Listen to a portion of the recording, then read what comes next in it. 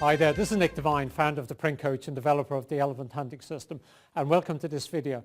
What we're going to talk about in this video is how you sell your print and related services to different parts of your target clients in a way that you can get your margins up and protect yourself from getting your margins killed. If you remember back in an earlier part of this series, which spoke about the way salespeople sell print, and I mentioned there were 6 different types of salespeople, and what we discussed was you needed to primarily focus on 4 of those types of salespeople. So those characteristics in terms of how you engage with your target marketplace. Well, that was looking at it from our side. What we're now going to do is we're going to look at it from the customer side and see how they buy print. And primarily they buy print in 2 different parts of the organization. Now, what's interesting about this is those 2 parts of the organization have 2 very different agendas. So one group of people are called service units and one group of people are called business units. A service unit has an agenda which is to save money. Piggy bank in my hand. So what the service unit's interested in is saving money from their budget. Every pound that goes in there that's saved from their side is coming out of your budget. So it's margin you're no longer getting that you should have got. So they have an agenda. Unfortunately, that's where most print buyers and purchasers sit. They sit in what's called service units. Where we need to sell to as an industry, and in your company I'm guessing, particularly if you're trying to sell things like value-added services, we have to sell to business units. And business units have a completely different agenda. Their agenda is about growth, getting customers, developing their marketing, reactivating past customers, doing things that really activate the profit and loss, particularly the profit and revenue part of the profit and loss statement. And that's what we're going to talk about in this video. How do you change the conversation when you're talking to a business unit? And you get clear differentiation between what business units and service units actually look like.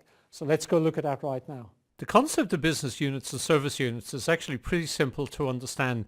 What it will do is it'll have a profound impact on the profitability of the deals that you bring in, and it'll also help you to customize the conversation you're having with your prospects and your customers.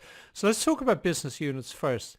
There's a few lines of text on this slide. The one word that's really important is the word customer. People that work in business units are primarily interested in customers and any activity related to customers. So, and what they see is they see that customers drive the profit and loss of their organization. So essentially, people that work in business units are chasing revenues. And when you're helping them create value, that value has to be in the context of customer related activity.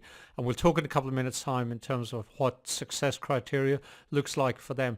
Now, service units work in the same organizations, they just have a completely different focus. So a service unit is offering a service to a business unit. So they're a cost, they can be outsourced and have the budgets cut. And their focus is completely different. Whereas over here, the keyword is customer.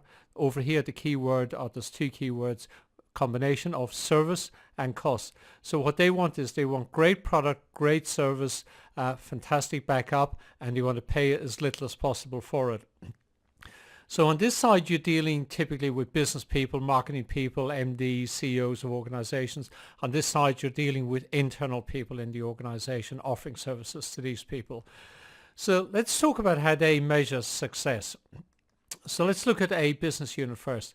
Anything that you do that helps a business unit to get customers, sell products, improve their marketing is going to get their attention. So if you're talking about cross-media marketing, you're talking about any type of value-added services, you're talking about personalized direct mail, you're talking about web to print that's going to protect the brand and kind of automate marketing logistics, that's going to get their attention. And you have to focus the conversation in the context of how it helps them get customers, sell products, improve their marketing. So any conversation you're having with a business unit person has to be in that context. A service unit is completely different, and often what will happen is you'll end up selling to these people and negotiating the contract with these people unless you know how to do it differently, and that's one of the things obviously we help our clients with. But just to give you a couple of insights, while these are maybe marketing people and business people, these are completely different people. We'll talk about them in a second, but purchasing, designers, etc. might work in here. Their agenda is they saved money, they bought it cheap, and they got a good service, and they were able to deliver that product that they bought cheaply with that good service to the business unit. So Very different agenda. One's about making money, one's about saving money. Completely different focus. So there's a different sales methodology when you're dealing with these two different groups of people. So professional salespeople, so sophisticated business-to-business salespeople, are using solution selling, trusted advisor, negotiating, storytelling methodologies. So those capabilities we spoke about in the last video, they're using those to sell to marketing directors, business owners, merchandising directors. So it's very much a sense of what are the issues the customer has. So we describe as pains and gains. How do you help them take advantage of opportunities, eliminate issues, and do that in the context of the products and services you have. So your products and services help them achieve more of what they want. A service unit, you're typically dealing with people like print buyers, designers, typically fairly low level in the organization, and they're interested in the characteristics of the product and service. So is it the right quality? Is it the right ISO standards? Are you financially stable? So they're screening people out, in and out, usually based upon what we'd call technicalities, and then they want to get as much as they can for as little as possible. So here's an interesting action to take to help you proactively protect some of the margin on deals you're potentially working with. And this could be internal contracts or it could be external, so new prospects into your business. So look at the organizations you're selling to, clients and prospects, and ask yourself, am I selling to business units and am I selling customer-facing solutions? So when I'm talking to marketing directors, MDs, etc., am I actually talking about how our package, whatever your package of products or services, am I talking about how that's going to help you get customers, improve your business?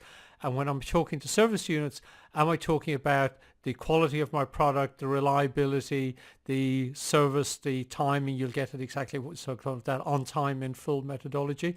And are we focusing on how we're helping them save money? Now, in future videos, we'll talk about actually how you negotiate with these people. But for now, just ask yourself the question, who are we selling to? And typically, if you're selling to these people, you will get hammered on margins. So you've got to figure out, if you're not already doing so, how you get a conversation going with these people on the left, these business units.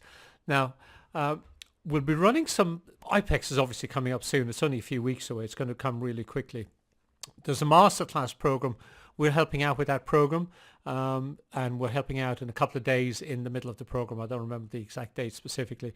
But when you register for IPEX, you'll see the content program. There's a lot of fantastic content. It's probably the most content I've ever seen IPEX do, and I'm actually quite looking forward to seeing some of the content features themselves, and I'll tell you in future videos about some of the other things they're doing.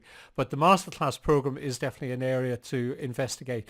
And if you think about the masterclass program, really think about it in the context of being able to go into something that's going to run for maybe 30 minutes and walk out with something that's simple and practical you can do that's going to improve the profitability of your business. That's the concept behind the masterclass. It's just simple, practical, takeaway things you can work on when you walk out of the show. So sales and marketing type masterclasses, and operation, production and technology. So depending on which side you're interested in, as if you're interested in both, look out for those. I'll obviously be doing anything to do with business growth, sales and marketing in those masterclasses.